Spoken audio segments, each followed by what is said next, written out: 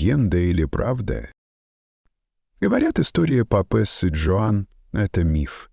Или, быть может, забытая правда, спрятанная под тяжестью веков. Ее имя не встретишь в официальных хрониках Ватикана, но оно живет в преданиях, в отголосках старых улиц Рима, в строках средневековых манускриптов. Одни утверждают, что ее никогда не существовало, другие клянутся, что ее могила скрыта под мостовой. Что же это? Вымысел, иносказание или реальный след в прошлом, который не сумели стереть даже самые могущественные? Это история как зеркало, в котором отражается не только женщина, но и вся эпоха. Мы начинаем с самого сердца христианского мира. Средневековый Рим — город света и теней. Его улочки, петляющие между мраморных колонн и каменных арок, полны звуков: звон церковных колоколов, шорох сандалий, шепот молитв. На холмах возвышается Ватикан, словно сердце, бьющееся в груди западного мира. Его стены не просто камень, это символы вечной власти, оплоты веры, которые веками противостоят времени и людским страстям. На улицах жизнь, суета, жаркий воздух, пропитанный запахами ладана, вина и пота. Торговцы выкрикивают цены, дети играют в пыльных проулках, стражники лениво наблюдают за толпой. Монахи проходят мимо, опустив глаза, словно боятся увидеть лишнее. Но за этой пестрой, почти праздничной картиной скрыт суровый порядок. В Риме все подчинено иерархии — Богу, церковь, церкви, мужчины. Женщине отведена роль молчать, слушать, повиноваться. Она — тень, нежеланный свидетель, лишенный права говорить. Ее место — в доме у очага, а не у амвона. И все же именно здесь, в городе, где голос женщины заглушен голосами псалмов, начинается история, которая сломает привычный порядок.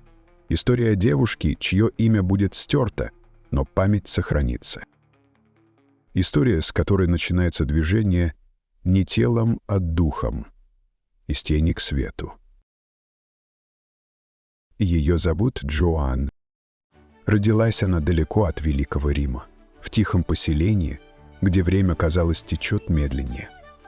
Здесь все знают друг друга, и девочкам с ранних лет внушают: главное — быть послушной, благочестивой, хорошей хозяйкой. Но Джоан с детства отличалась. Ее взгляд был не вниз, на пол или корзину с бельем, а вверх, к небу.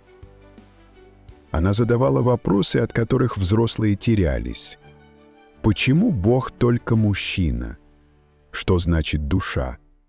Если Бог дал разум, почему я не могу им пользоваться? Она рано научилась читать, тайком, по обрывкам писем и краденным листам из монастырских книг. Ее брат, учившийся у монахов, приносил домой знания. Джоан жадно впитывала каждое слово. Пока другие девочки вышивали или учили молитвы, она пряталась на чердаке с книгами, мечтая о философии, о звездах, о языках древних культур. Но все дороги были закрыты. Университеты запрещены женщинам, даже библиотеку можно было увидеть только издали. Ее пытливый ум бился о стены, как птица о стекло. И тогда в ней зародилось то, что меняет ход истории, решение, бесстрашное, почти безумное, войти в мир мужчин, скрыв свою истинную сущность, принять облик другого, чтобы не предать себя. Джоан решила стать кем-то новым. Решила стать Иоанном. Ночь, когда она покинула родной дом, была тиха. Джоан отрезала свои волосы, словно ритуал перерождения. Она спрятала грудь под бинтами, укуталась в мужской плащ, надела поношенные сапоги. Ее сердце колотилось не от страха, а от предвкушения свободы. Она шла пешком, днями и ночами. Дороги были пыльны, деревни враждебны, трактиры опасны. Но каждый шаг приближал ее к миру знаний. Она училась быть Иоанном, грубее говорить, увереннее смотреть, молчать, когда хочется возмутиться. Иногда она встречала ученых, странствующих монахов, врачей. Она впитывала все, что могла, заучивала латинские фразы, переписывала трактаты, училась распознавать травы и звезды. Но тайна была ее постоянной спутницей. Она не могла расслабиться даже во сне. В любом сне могло быть разоблачение. Но вместе со страхом росла и сила. В каждом человеке, кто верил в ее маску, она чувствовала победу. Она больше не убегала. Она шла вперед, к себе настоящей, к судьбе, которую еще никто не осмеливался выбирать.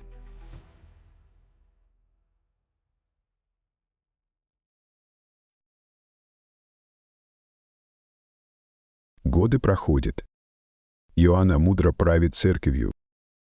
Ее решения справедливы. Она избегает политических интриг, укрепляет веру, открывает школы, защищает бедных. Но чем выше подъем, тем глубже падение. Все рушится в день, который должен был стать торжеством. Процессия проходит по улицам Рима. Хор поет, толпа осыпает папу цветами, кардиналы шествуют за ним. Иоанна едет верхом, лицо ее спокойно. Но вдруг она сжимается в седле, на губах боль, глаза затуманиваются. Толпа замирает, папа падает с лошади. Из-под одежд крик, не молитва, крик рождения. На мостовой, среди пыли и лепестков роз, появляется ребенок. Мир замирает. Один миг, и все меняется. Толпа охвачена ужасом, кардиналы бледнеют. Папа — женщина, папа — мать. Разоблачение, которое не оставляет ни прощения, ни сомнений. Некоторые говорят, ее растерзала толпа, другие, что ее тайно убрали по приказу церковных старейшин. Есть даже версия, что она умерла от кровопотери прямо на мосту. Как бы ни было, жизнь Джоан обрывается на глазах тех, кто еще вчера преклонялся перед ней. Ватикан опускает занавес. Кардиналы собираются в закрытой комнате. Толстые стены не пропускают свет. Здесь больше нет папессы. Здесь обсуждают не ее жизнь, а ее исчезновение. Как скрыть, как стереть, как вычеркнуть. Решения принимаются быстро и холодно, все упоминания уничтожаются. Архивы переписываются. Имя Иоанна заменяется вымышленным. На месте трагедии возводят часовню, затем утверждают, там ничего не было. Отныне, постановляют они, никакая женщина не может стать священнослужителем, не то что папой. Правило, рожденное из страха, а не из веры. Но Рим помнит. Помнит мост, который веками обходили стороной. Помнит лицо на фреске, которое тайно подправляли художники. Легенда о папессе не умирает. Она пульсирует в подземельях, в книгах, которые прятали в кельях, в шепоте монахов.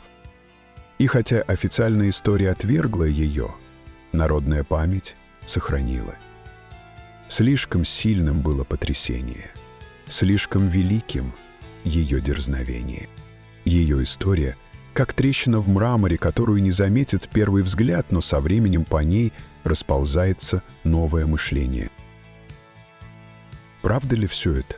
Или лишь аллегория, рассказанная в назидание или в надежде? Возможно, папесса Джоан не человек, а символ. Символ жажды знания, смелости быть собой, даже когда весь мир против.